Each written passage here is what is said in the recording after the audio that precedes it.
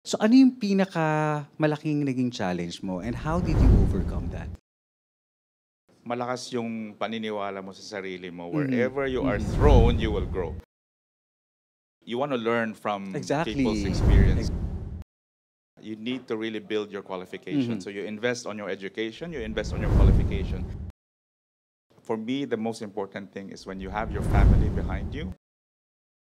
In career, it's important to learn allowing them to have that choice.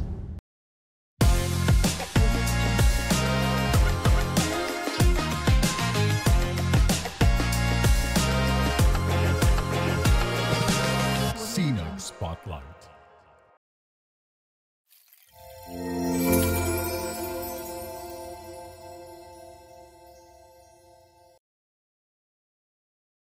Hi, and welcome to Sinag Spotlight. And ngayong araw na to, makakasama natin ang isang business leader. On social media or di kaya sa kanyang LinkedIn account, madalas nakikita natin siya nakasama ang ilang mga executives and even diplomats. So paano nga ba siya nakarating doon? Let us all have here in the studio, Mr. Greg Luwayon.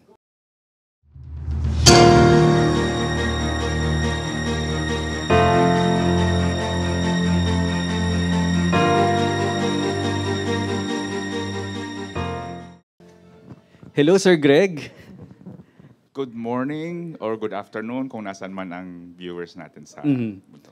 Thank you so much sa pagbalik niyo ulit dito sa studio.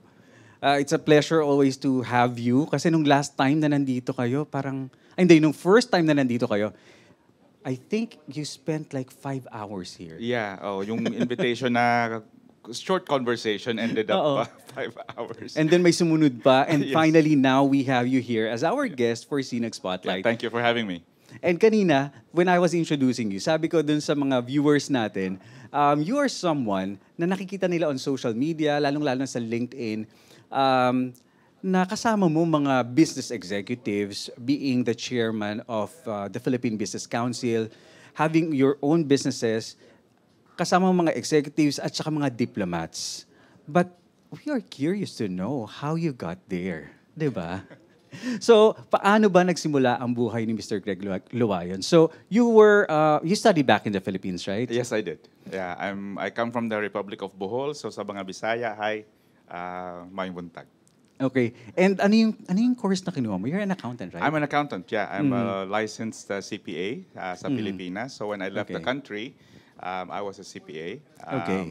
And then I carried that accountant training all Okay. throughout my career up until now. Accountant training. And then Yeah. that's what you also did after graduation. No, No. Okay. Interesting. Okay. No. Anong naging trabaho ni Sir Greg nung siya'y makatapos ng pag-aaral sa Pilipinas? Yeah. So when I finished accountancy sa Pilipinas, so I took the board exam, and then I started to work for an insurance company, Okay. not as an accountant, Okay. right? So I started to work in more in operations, and Okay. then did a bit of sort of forensic accounting I work. see. Okay. But the most of my time went into the training department. So mas doon ako nag-enjoy I sa training department. see. So I was in the training department in the Philippines for a while, and then progressed in the company from training into sales management, and became the regional manager. I think at 26 or something Wow. like that At a young age. in the Philippines, and then held that position up until I started my own business, Yeah. and then left the country after that. Very competitive. Actually, parang nasa family nyo kasi you are in a family na sobrang well-educated like your siblings, right? Yes. I think training din yan ng parents namin because my parents came from humble backgrounds. They sent themselves through school. So my mom was a working student, and now she's a doctor of education. My dad sent himself to school, and he's a lawyer. Yeah. And so sa amin, like, I graduated as an accountant. My sisters are nurses and lawyers at the same time. I So, see. di ba parang ibang combination? Yeah. Parang nursing and then law. Kompleto, Dapat no? ako CPA lawyer. Oh, kompleto, no? Parang ganon. So, May doktor, may... Wala kami doktor. Wala pang doktor. So Okay. ano lang, nurses and lawyers. Okay. And the accountant. But nonetheless, in Yes. different fields, masarap magkaroon ng ganyan sa pamilya. Just in case you needed some assistance, no? Di ba makikita mo sa Pilipinas yung mga bahay na may mga karatulan na nakalagay yung mga... It's funny to come to think of it. Parang we're so proud of our children na parang pag makikita mo sa bahay, di ba? In Philippine house, I don't know kung napapansin ninyo yan, but nakalagay yung mga Yes, karatulan na oo. Lalo ganyan. na kapag It's after graduation, pag nakapasa ng board exam, among others. nasa news. Kaya makikita mo yung pride natin sa mga anak natin. And that's really, really something. That's different. And actually, I do think your parents do embody that, yung mindset na ito lang yung mapapamana namin sa inyo. Edukasyon. Correct. Kasi they came from humble backgrounds. They sent themselves through school. I sent myself through school, right? So I was on a music scholarship actually. So Oh, okay. You were on a music scholarship? Yes, I was in a band scholarship. I played the saxophone. Uy, igas natin si Sir Greg sa sa Sinag Sessions. So I played the sax for my university. For the first 2 years, I was on the saxophone. Yeah. And then third year, fourth year, academic scholar na ako. So basically sent myself through school, which was the Okay. same journey ng parents ko talaga. So parang from parang na-inculcate na sa amin at a young age na yung you work for where you can get to. Right. Parang, Pero do you still play up to now? My saxophone is sitting at home. I haven't Okay. played in years. Okay. Kasi ayoko maban sa building namin kung if you Well, start you if can you start play playing here. the saxophone and then they will kick you out. You can play here because we do have acoustics naman dito sa loob. Hindi maririnig sa labas. And isasama na natin yung recording. Kasi sa music, like my dad plays, so Yeah. ang sa akin, parang competitive din. I wanted to play more instruments than he did. So my dad plays the guitar and the banjo. So Yeah. I started with that. So I play the guitar, I play the banjo, I play the lyre, taught Okay. myself piano, and then when I did the saxophone, I fell in love with it. So I stuck Okay. with the saxophone and had that as my scholarship for university. Oh, wow. Yeah. That's good to know. And you were mentioning kanina, you were in the university, nag-graduate ka, Yeah. but you did not pursue being an accountant. No. Was that by situation or was that by choice? I think for me it's more of a situation and choice na rin siguro because that was the opportunity that presented itself at that time. When I was reviewing for the board exam, I had offers ng audit firms natin sa Pilipinas. Even during the review pa lang may mga offers na ako sa mga audit firms, yung mga big audit Right. firms natin. But it wasn't something that I felt I wanted to do. So that's why I went into a different tangent. Okay. Operations pa rin, nagagamit mo pa rin yung training mo Yeah. as an accountant, pero it wasn't the field that I really pursued.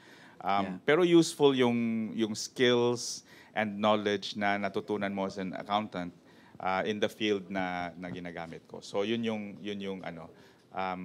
naging ko sa profession. Right. Pero you were supposed to pursue higher education, di ba, sa Japan? Well, that was even for university. I had a Okay. Monbusho scholarship for mathematics. Math? Math. Math. Guys, So- math. Kaso, it was a point where my parents were saying, my mom especially was saying na it's 4 years na lang ang natitira mo sa amin, bigay mo na sa amin and all that. And so I decided to stay in the Philippines Okay. and continue my university. Okay, you decided to stay in the Philippines, graduate, nakapasok sa insurance, you became a regional manager. Yep. But then, at that point, you wanted to embark on something new. You went outside of the Philippines, Yep. you step outside of the Philippines to pursue a career in Dubai. Yes. So, why did you have that shift?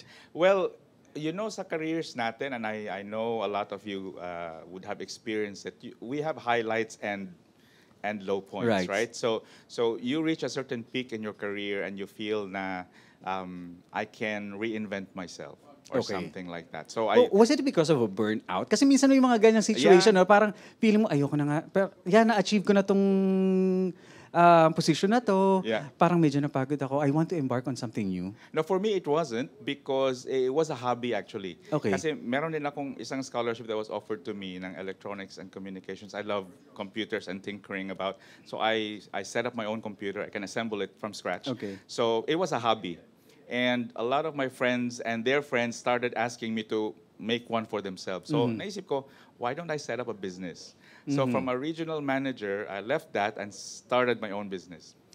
Nagkaroon ako ng computer shop. I Right. build the computers. At the time in the past where parang sa mga OFWs, parang Right. sikat yung magtatayo ka ng internet cafe. Right. Alam mo right. na yung edad mo, Yeah. so yung naabutan pa yung internet cafe eh. So, Kasi ito yung mga kapanahunan na wala pang internet sa bahay. Wala, di ba? Or kung meron ba, naka-dial up ka pa. correct. Dial up pa talaga. Oo. So I set up an internet cafe. I assembled the computers, and if there's anybody who wanted an internet cafe, I set it up myself. I Right. assemble, network, everything. Right. I did that. So as an accountant, no. So yung ginawa Pero ko it's yun. actually good to know that you are pursuing your interests Yeah. while at the same time looking for ways on how these interests can actually benefit you then as well financially. Yeah. So yun yung sinimulan ko na I started my own business.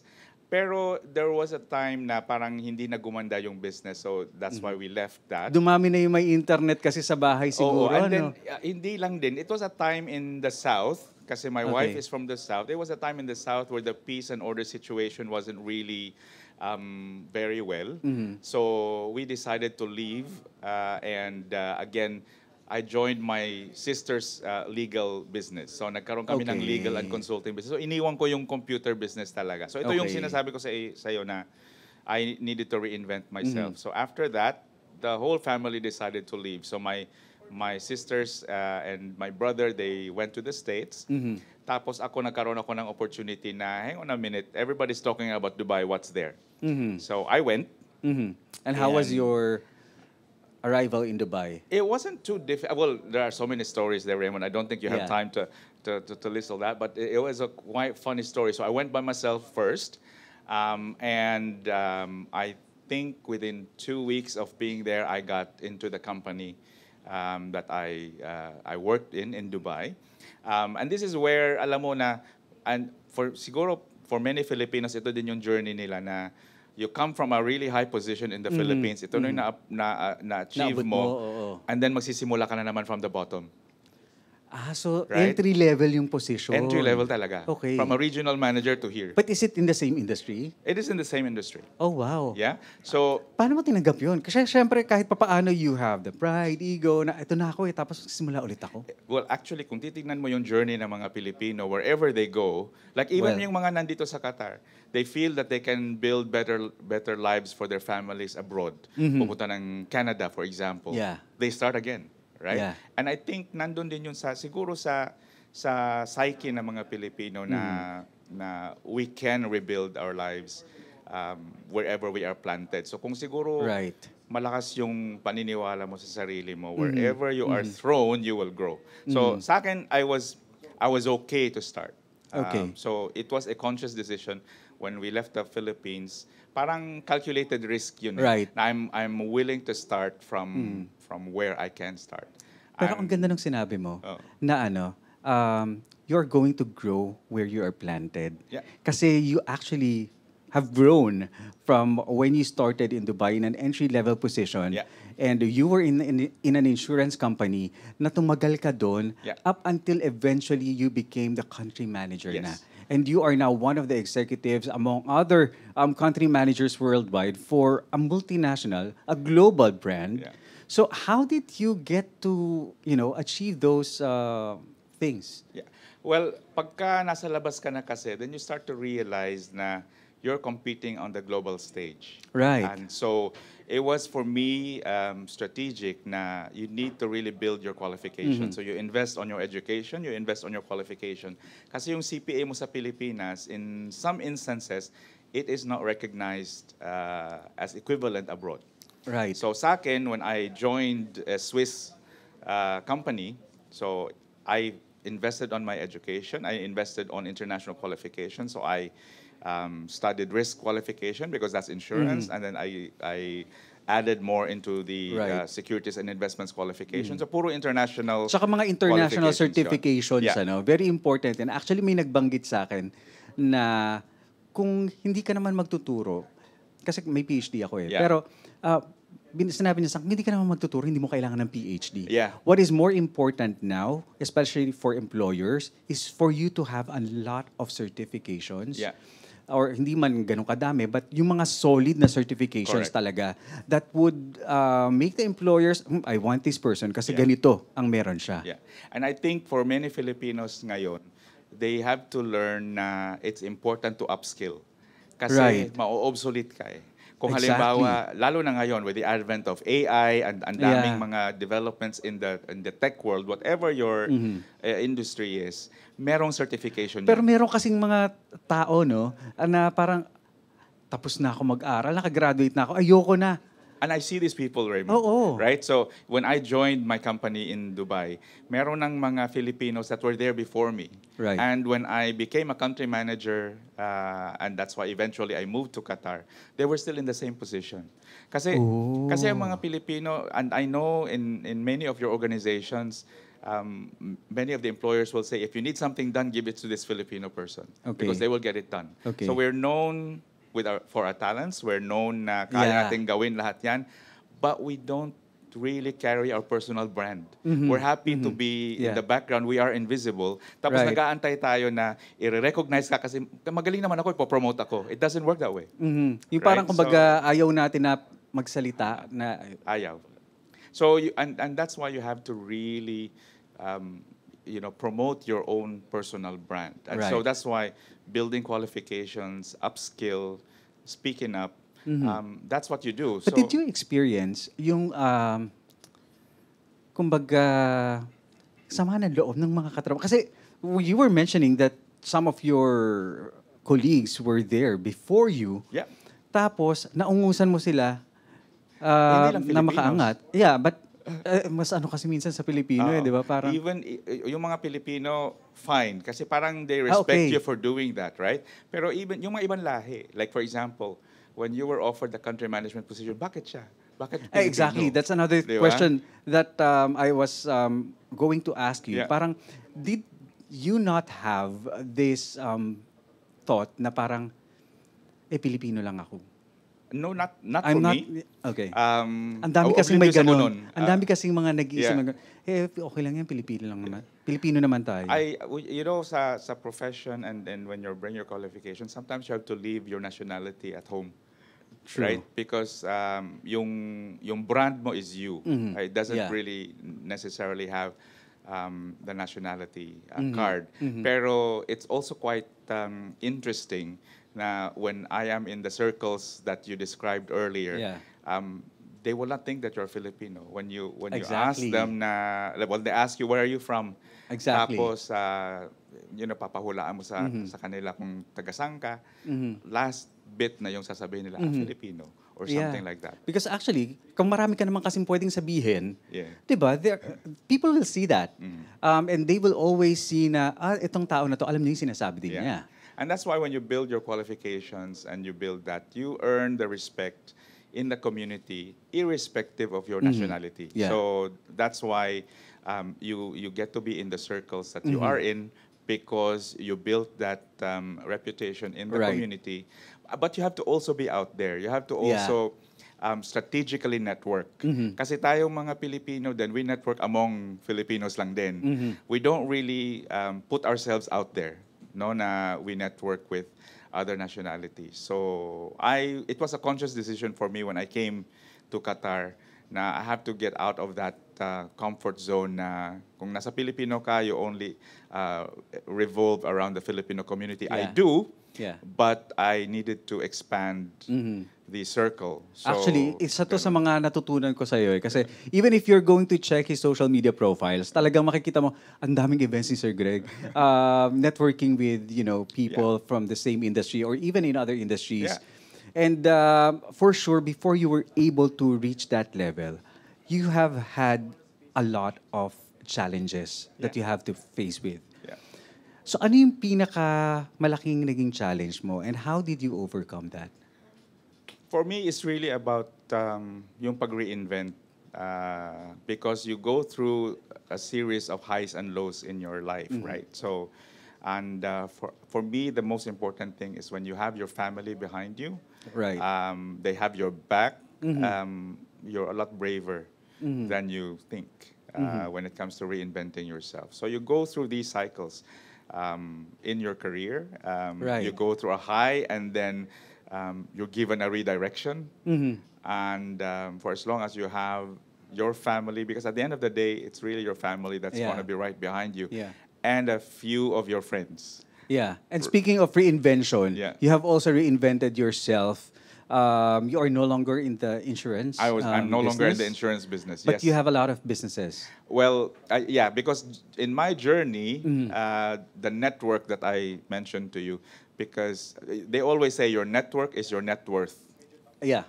right? So you build a network of people that opens up a lot of doors for you. So when the advent of fintech and AI and everything like that, kahit sabihin mo na you're of a certain age na parang pang young ones na lang yon, hindi yung ONCE na young ones. So you have to embrace that, and that's where, because of the network that I built, it grew because of Right, that, right? right. So it opened up opportunities for me. It opened up opportunities for me in Europe to be associated with different companies in Europe. Yeah. Because I'm always traveling to Europe. So you build all this network that then enables you to explore. Now, hang on a minute, people respect you for this type of advice from a Right. business standpoint.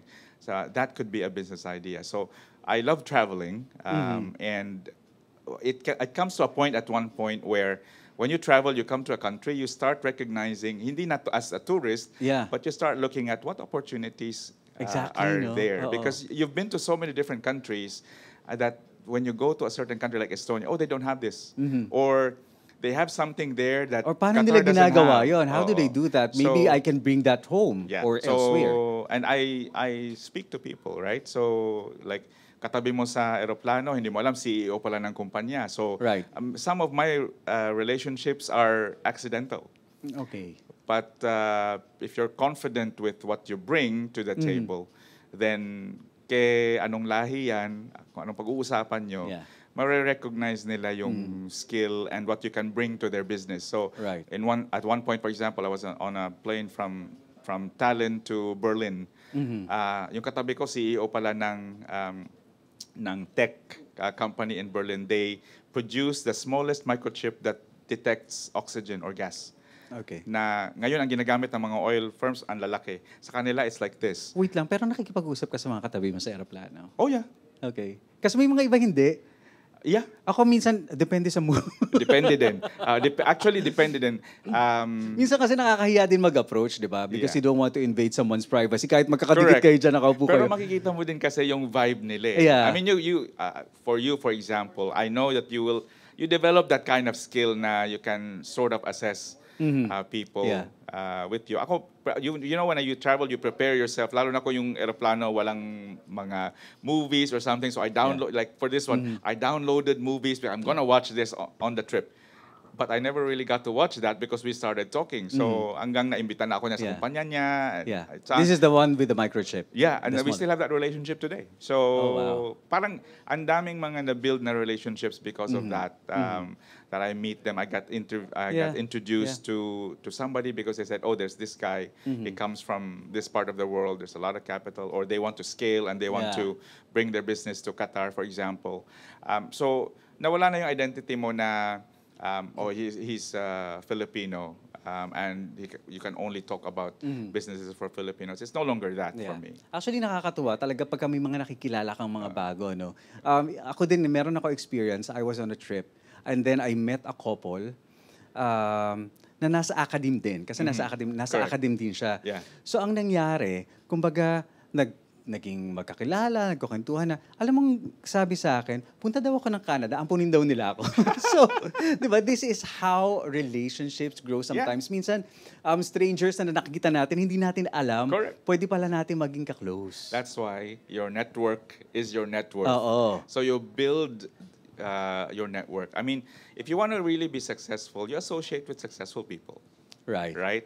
And hindi naman yun na you're leeching on people eh. Parang, Yeah. you know, you want to learn from Exactly. people's experiences. Exactly. You want to learn from their journey. Why would you want to replicate, for example, kung ano yung narating nila? It's not about being envious, but it's about learning from their experience. Right. Because each one of us carry different levels of skills, different Right. levels of experiences that you can build on. Hindi lang natin alam, or somebody has to draw it out of you.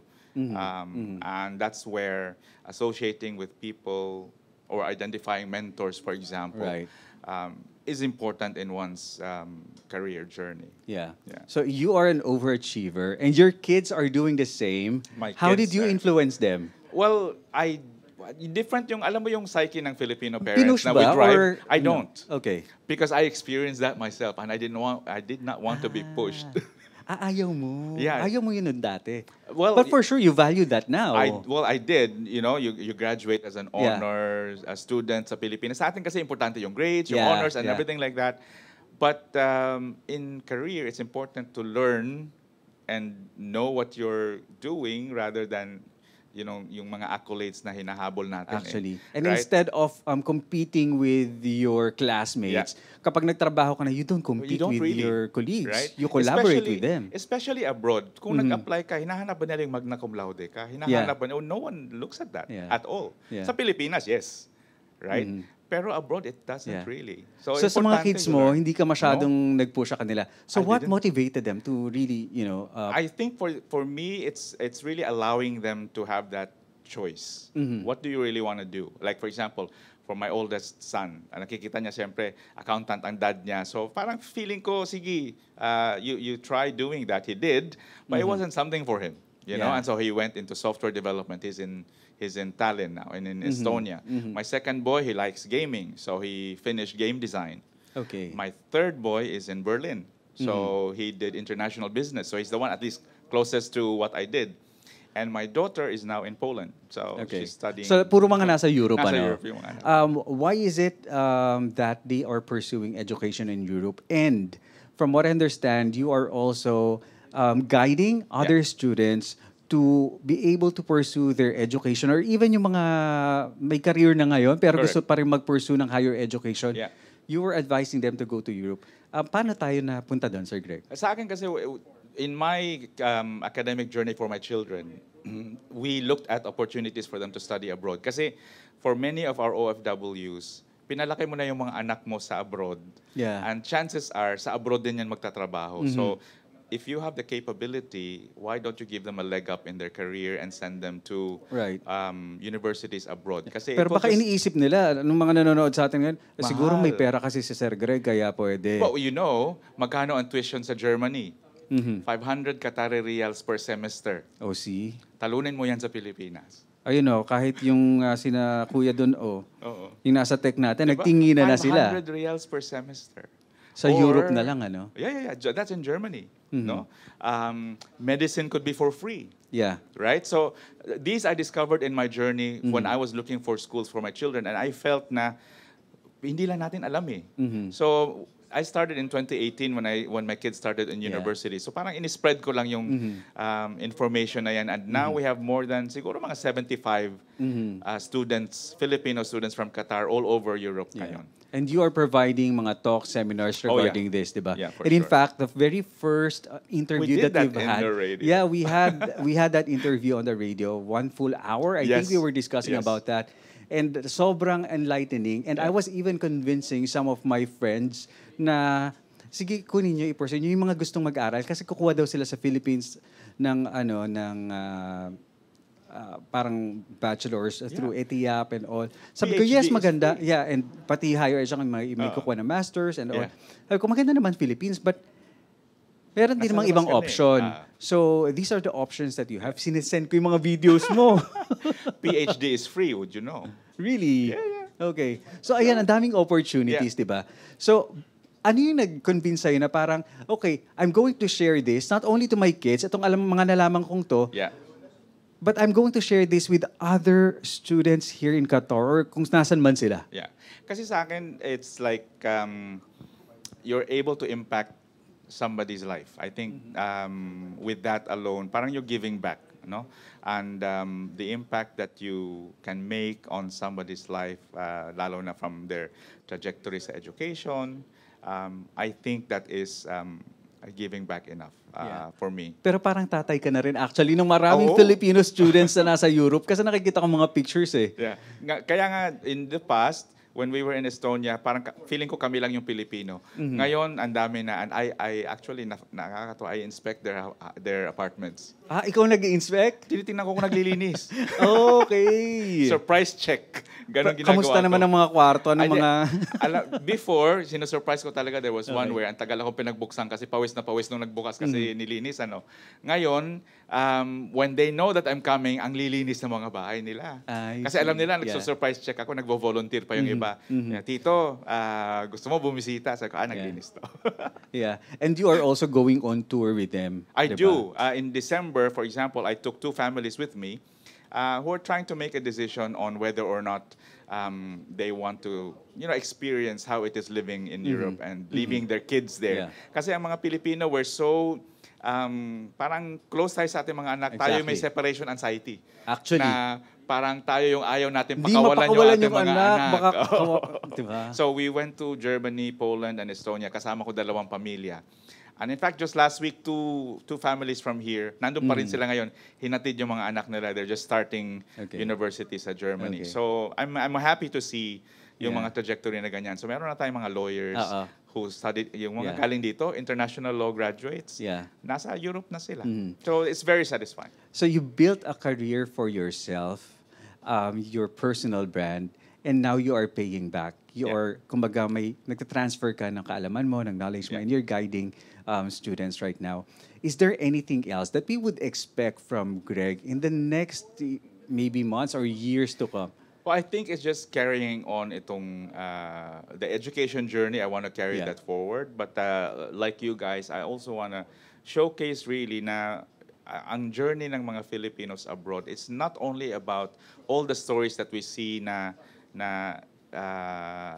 parang hirap lahat ng mga nag-abroad. Right? There are a lot of successful people that we can really learn from sa journeys nila, and I'm happy na ginagawa ito sa Sinag Media. Because we need to show this na Exactly. na maraming mga Pilipino that you can really learn from their journeys. And for those na parang nag-iisip pa na should I really take the leap na should I leave the country? Ito na yung na-accomplish ko. Am I Yeah. able to reinvent Yeah. myself? Many of the people here in Qatar started at the bottom again, right? Exactly. And they were able to reinvent themselves and succeed and build lives for themselves, better lives for their families. And I feel na it's just really about learning from people's journeys Yeah. and tap onto the people who are willing to share their journeys as well. Apart from learning from others people's journey, I'm sure na marami sa mga nanonood sa atin ngayon, they are in a situation in their life na parang feeling nila, eto na yun eh. Parang okay na ako dito. I have to be content with what I do have right Yeah. now. And hindi ko na kailangan pang magpakahirap pa. Why should they strive for more? Why they should be motivated na umangat pa? Well, that's you know what? When people are And- comfortable where they are, that's fine. Yeah. Right? There's nothing wrong with that. But for people who want to be more, Right. and or do more for their families, you have to make that conscious effort that there is something more. Pero parang mayroon kasing mga tao na parang ginawa ko na lahat, pero wala pa rin nangyayari. What is your advice to everyone na nasa ganung situation?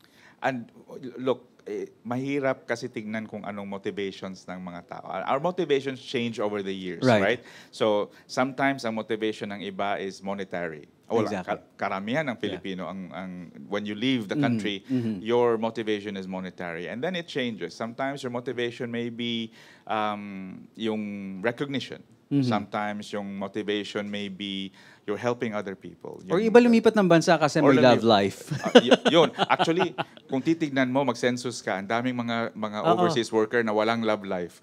Oh, actually. So, Sir naman, para mo naman akong Ay, pinatamaan. sorry parang may epidemic of loneliness eh. So, Grabe siya!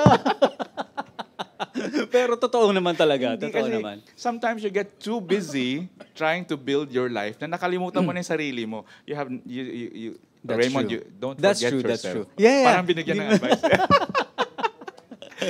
Don't forget yourself. Yeah. Kasi, Hihingi pa ako ng more life advices. But throughout your career, your journey, what is it that you think has been the most remarkable one for you?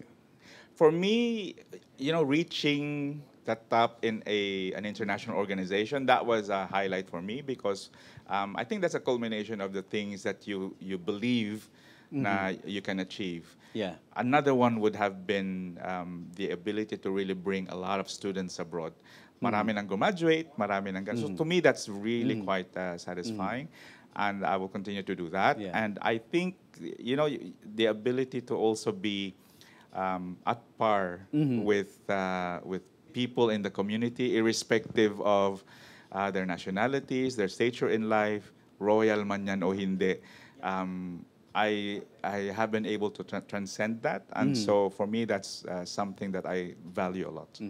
Nakakatuwa. I really enjoyed this conversation kasi madalas seatmates tayo sa sa ALSE kapag ka may mga defense yung mga Correct. students ng Ateneo Leadership and then Social Entrepreneurship. Yeah. So tayo yung magkatabi at nagre-review tayo ng mga business Mga proposals. business plans, But we yeah. don't really get to talk about life journeys. And No. I do think this is the very first one.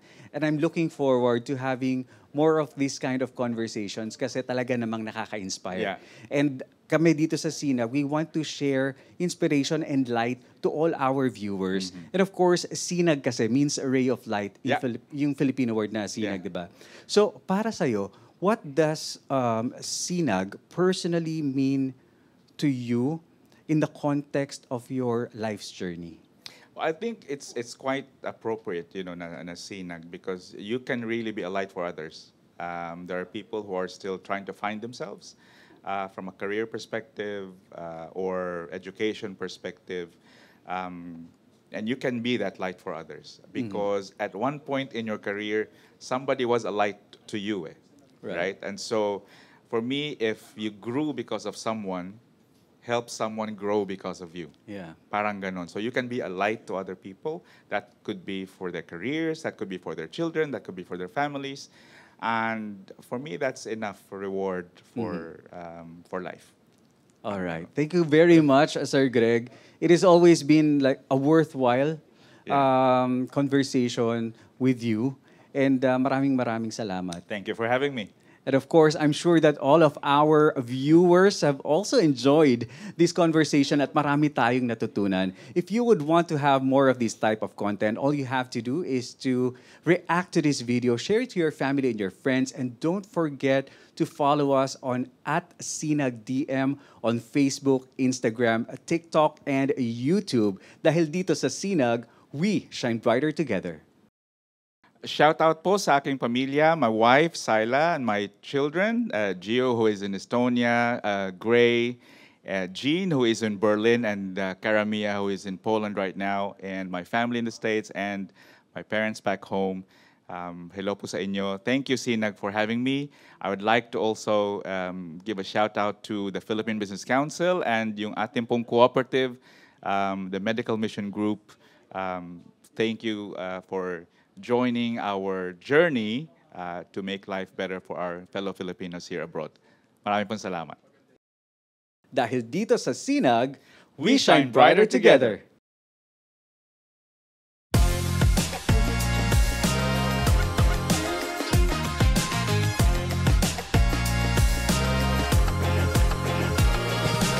SINAG Spotlight.